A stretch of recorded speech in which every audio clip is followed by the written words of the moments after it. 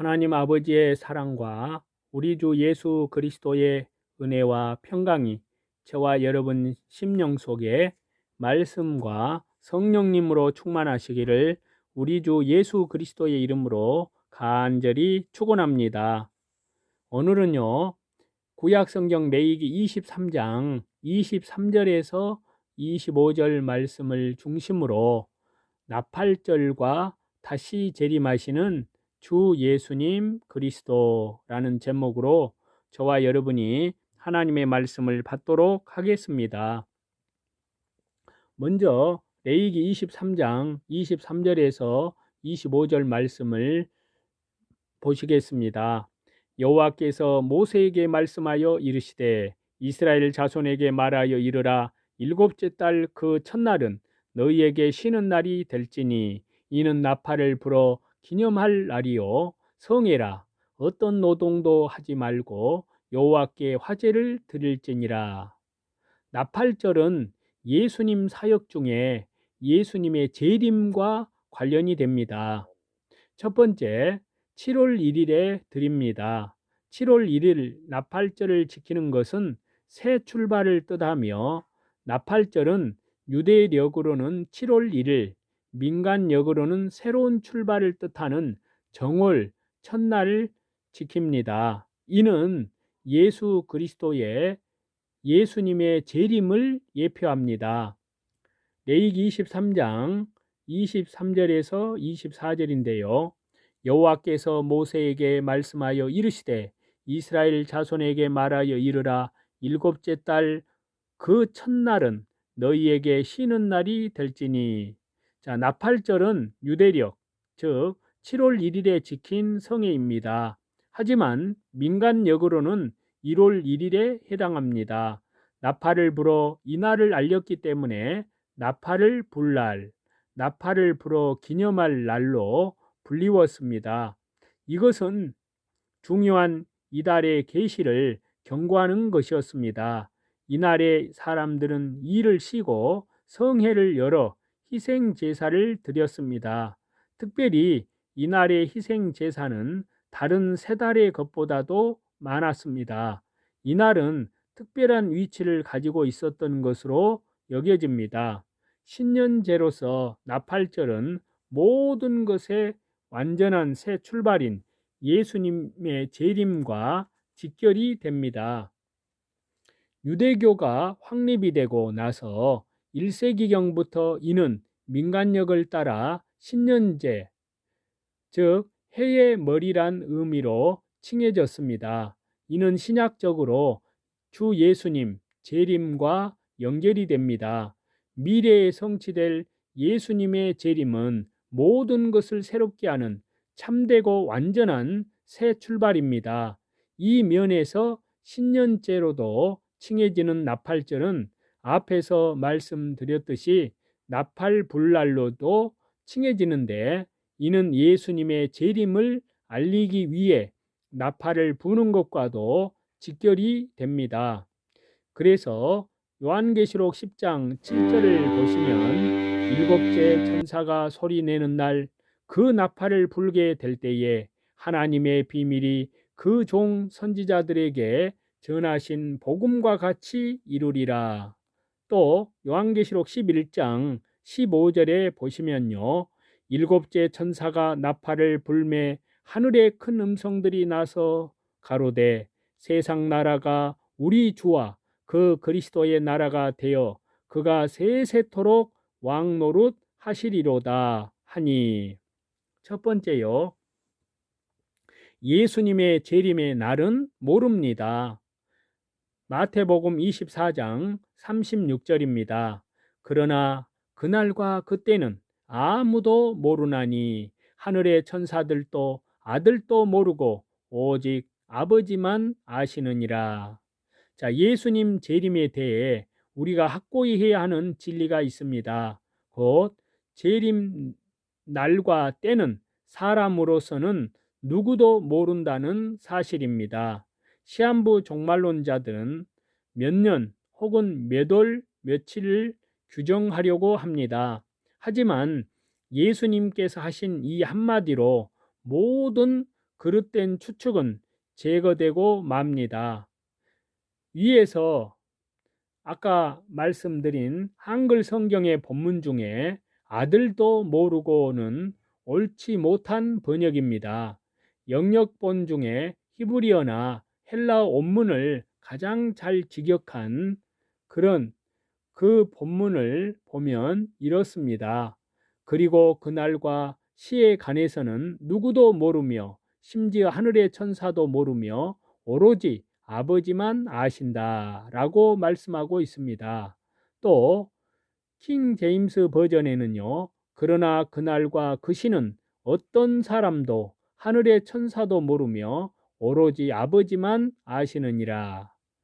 자, 즉 이렇게 앞에서 두 번역본은 예수님의 신적 권위를 약화시키는 표현을 제거하고 본문이 의도하는 바를 정확하게 전달해 줍니다.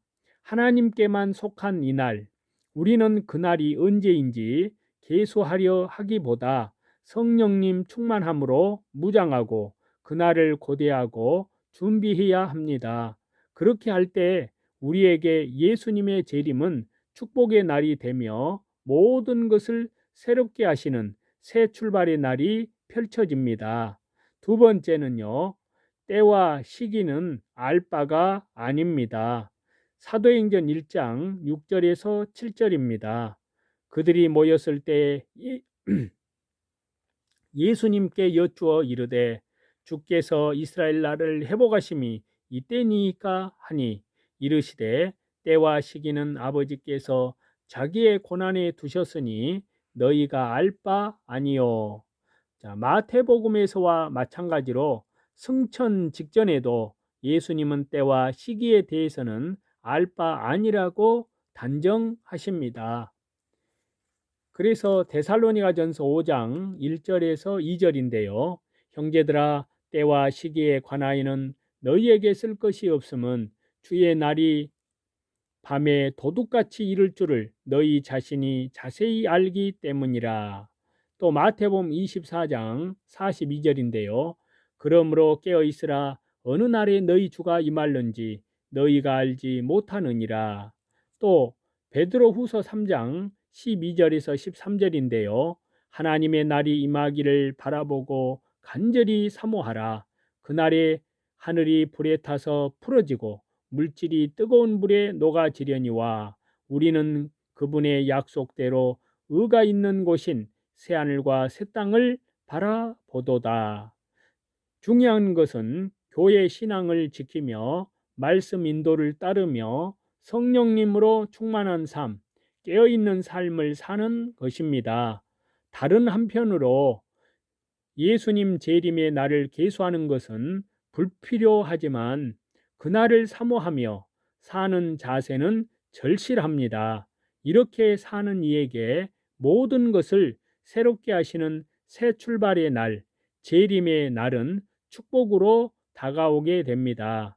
세 번째는요, 시대의 표적을 분별해야 합니다. 마태복음 16장 1절에서 3절인데요. 바리새인과 사두개인들이 와서 예수님을 시험하여 하늘로부터 오는 표적 보이기를 청하니 예수님께서 대답하여 이르시되 너희가 저녁에 하늘이 붉으면 날이 좋겠다 하고 아침에 하늘이 붉고 흐리면 오늘은 날이 굳겠다 하나니 너희가 날씨는 분별할 줄 알면서 시대의 표적은 분별할 수 없느냐. 자, 한편으로 그날과 그 시는 모른다 하면서 태평하면 안 됩니다. 날과 시는 몰라도 징조는 분별하여야 합니다. 보리 추수가 다하고 가을 거지가 될 때 희어져 추수할 곡식을 보며 때를 분별하듯이 이 시대가 어느 시대인지 재림의 때가 가까이 이르렀음을 또한 분별하여야 합니다. 천기를 분별함으로 날씨를 아는 것처럼 시대는 알아야 한다는 의미입니다. 시대를 보고 분별하고 당당히 서야 합니다. 임산부가 정확한 출산일과 출산 시점을 알 수는 없습니다. 며칠, 몇 시는 모릅니다. 그러나 불러오는 배를 보며 또 산통을 인하여 대충은 압니다. 마찬가지입니다. 이 시대를 보면 지금이 결코 예수님의 재림과 멀지 않음을 확인할 수 있습니다. 시대의 징조를 보고 깨어 있어야 하고 주님의 임하심을 대비해야 합니다. 두 번째로요, 나팔을 불어 기념하는데요. 나팔을 불어 기념한다는 것은 구원받은 성도들이 모든 것을 새롭게 하는 재림의 날, 그리고 그날에 입성할 천국을 소망함과 관련됩니다. 그래서 레위기 23장 24절 하반절에 보면요, 이는 나팔을 불어 기념할 날이요 성해라. 자, 앞에서 말씀드렸듯이 나팔절은 유대력으로는 7월 1일, 민간력으로는 정월 초하루에 지킵니다.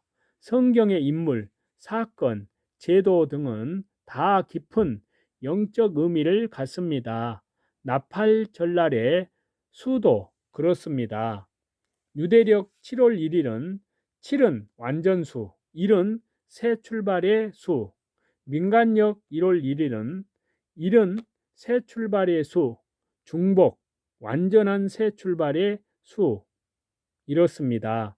모든 것이 안전해지고 모든 것이 온전히 새로워짐을 나팔절의 날짜 속에 담아두고 있습니다. 나팔을 부는 것과 관련해서 성경에 기록된 내용을 보면요, 이 진리를 더 뚜렷하게 확인할 수 있습니다. 먼저 여리고성의 나팔인데요, 여호수아 6장 4절에서 5절입니다.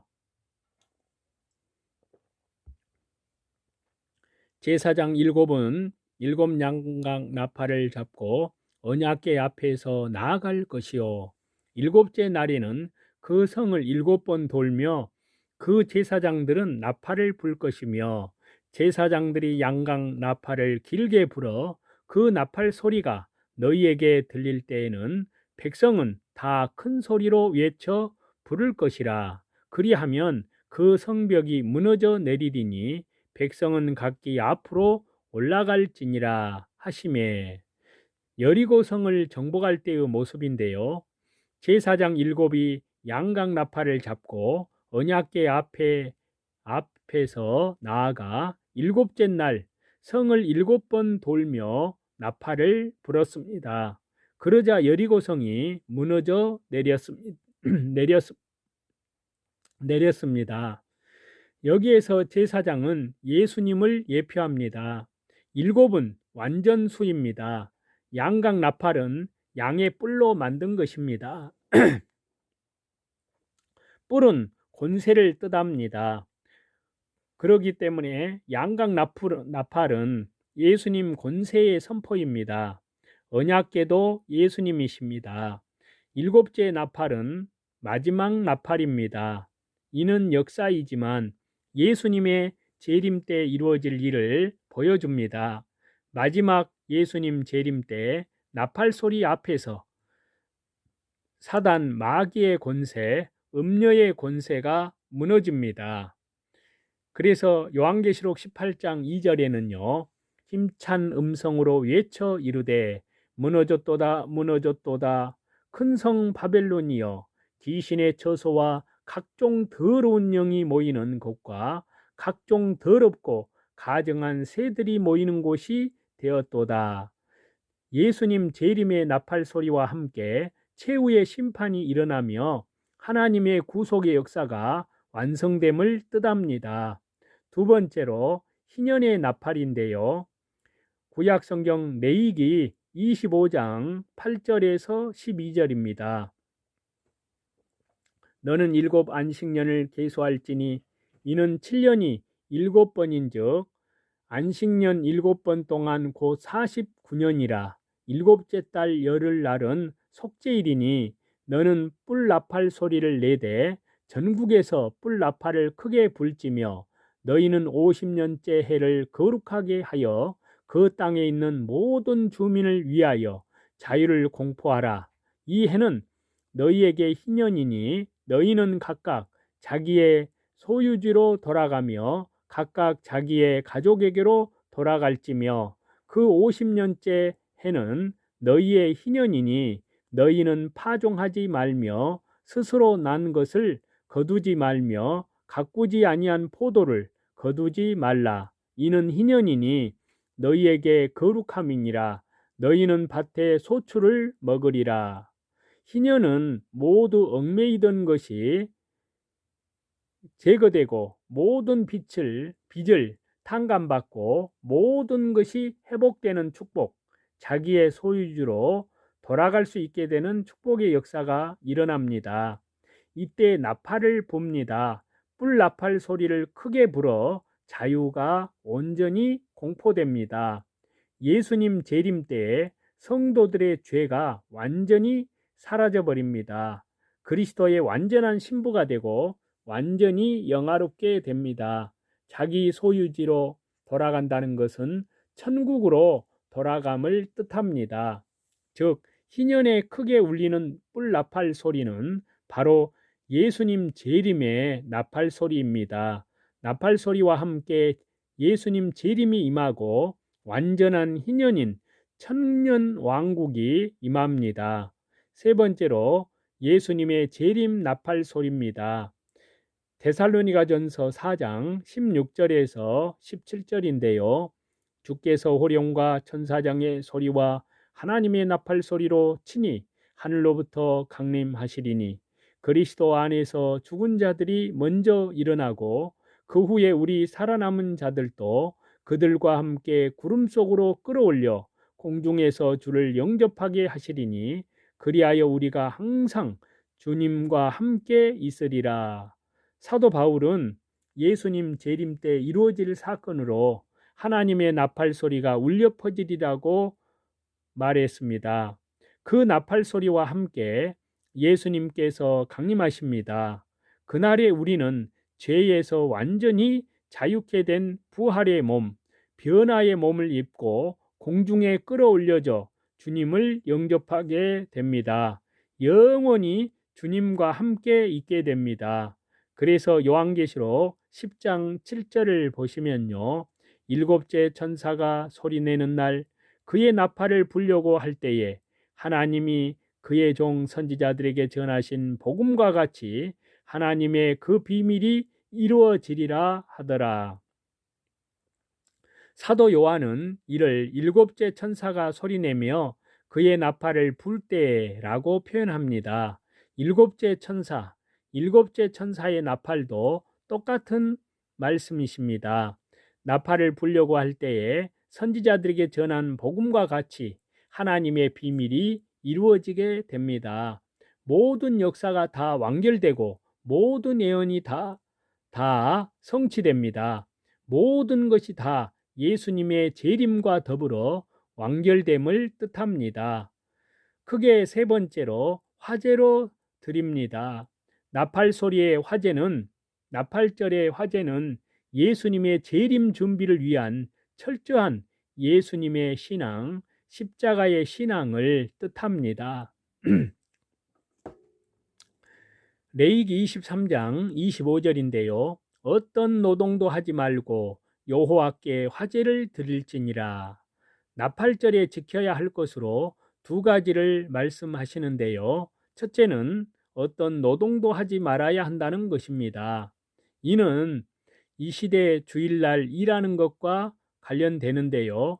그 외에 주일을 어기는 모든 그릇된 일들, 그릇된 행습을 말합니다. 나팔절을 올바로 지키려면 그날 어떤 노동도 하지 말아야 하듯이 우리가 온전히 예수님의 재림을 준비하려면 주일을 주님의 은혜 가운데서 철저히 순종해야 합니다. 세속화로부터 신앙을 지켜야 하고 또한 주일날 순종하는 일이 깨지면 모든 것이 흔들립니다. 철통 같은 주일에 하나님 말씀을 순종하는 이 믿음은 우리로 하여금 살아남은 구루터기와도 같이 이 시대의 남은 자가 되게 하십니다. 재림에 합당한 신앙을 갖게 합니다. 둘째는 화제를 드리는 것입니다. 왜 화제를 드려야 하는가? 화제는 불로 태워드리는 제사로 어느 것이든 예수님 십자가 죽으심과 관련이 있습니다. 즉, 예수님의 재림의 준비를 위해서 오직 주 예수님 신앙, 오직 십자가를 붙드는 신앙을 철통같이 지켜야 함을 뜻합니다.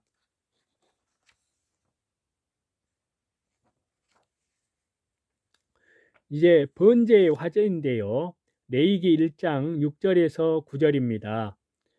그는 또 그 번제물에 가죽을 벗기고 각을 뜰 것이요 제사장 아론의 자손들은 제단 위에 불을 붙이고 불 위에 나무를 벌려놓고 아론의 자손 제사장들은 그 뜬 각과 머리와 기름을 제단 위에 불 위에 있는 나무에 벌려놓을 것이며 그 내장과 정강이를 물로 씻을 것이요 제사장은 그 전부를 제단 위에서 불살라 번제를 드릴지니 이는 화제라 여호와께 향기로운 냄새니라. 화제는 주 예수님의 십자가의 죽으심과 관련이 됩니다. 또 우리 옛사람이 죽는 것과도 관련이 됩니다. 불은 성령님이십니다. 나무는 십자가입니다. 성령님으로 자기를 들이신 예수님처럼 우리는 성령님 안에서 자기를 철저히 부인해야 합니다. 그래야 새 사람을 입고 예수님 재림 준비에 합당한 모습이 됩니다. 두 번째는 화목제의 화제입니다. 레위기 17장 5절과 6절인데요. 그런즉 이스라엘 자손이 들에서 잡던 그들의 제물을 회막문 여호와께로 끌고 가서 제사장에게 주어 화목제로 여호와께 드려야 할 것이요 제사장은 그 피를 회막문 여호와의 제단에 뿌리고 그 기름을 불살라 여호와께 향기로운 냄새가 되게 할 것이라. 화목제의 화제는 회막문 앞에서 드려집니다. 이는 교회를 통한 제사, 성도들의 교제와 관련한 제사입니다. 이때 피는 제단에 뿌리고 기름을 불사릅니다. 피는 예수님의 십자가 대속의 죽음을 뜻합니다. 그리고 기름을 불사름은 욕심을 불사름을 뜻합니다. 예수님의 재림의 준비를 위해서 예수님 십자가 대속의 죽음을 붙들고 불에 사르듯이 철저히 욕심을 버려야 함을 뜻합니다. 세 번째는요, 대환란 때의 화제입니다. 요한계시록 15장 2절에서 4절 말씀입니다.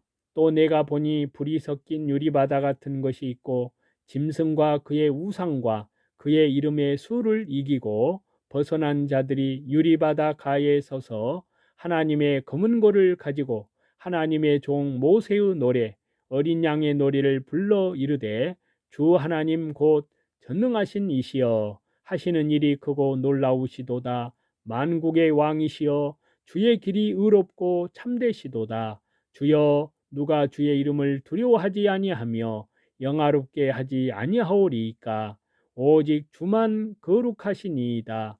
주님의 의로우신 일이 나타났음에 만국이 와서 주님께 경배하리이다 하더라. 불이 섞인 유리 바다는 불같은 대환란을 믿음으로 이겨내는 신앙을 뜻합니다. 이것이 곧 대환란 때 드려지는 화제입니다. 짐승과 그의 이름의 수를 이기는 것은 미혹을 이기는 신앙입니다. 이 또한 화제입니다. 이 같은 화제를 드리며 모세와 어린 양의 노래를 부릅니다. 모세의 노래는 출애굽 후에 홍해바다 건너 울려 퍼졌습니다. 이는 두말할 나위 없이 십자가 대속의 죽음을 통한 구원과 연결이 됩니다. 어린 양의 노래도 마찬가지입니다. 다시금 예수님 십자가 대속을 붙들고 온전히 견고하게 붙듭니다. 이것이 또한 화제입니다. 고난을 이기며 미혹도 이겨내는 화제를 통해 무엇보다 예수님 십자가 대속을 붙드는 모습을 통해 주 예수님의 재림을 준비해야 합니다. 이것이 나팔절의 이 시대적 의미입니다. 그러므로 저와 여러분은 주 예수 그리스도의 재림을 향하여 오늘도 말씀 중심으로, 오늘도 기도 중심으로 날마다 자기를 부인하고 자기 십자가를 지고 믿음의 주요 온전케 하시는 주님만을 바라보며 밖으로는 복음 사경회를 통해서 안으로는 지극히 거룩한 믿음 위에 자기를 세우며 또 성령님으로 기도하며 우리 주 예수 그리스도의 재림의 때에 그리스도의 신부로 합당한 삶을 사시는 그러한 저와 여러분이 다 되시기를 다시 재림하시는 우리 주 예수 그리스도 이름으로 간절히 축원합니다.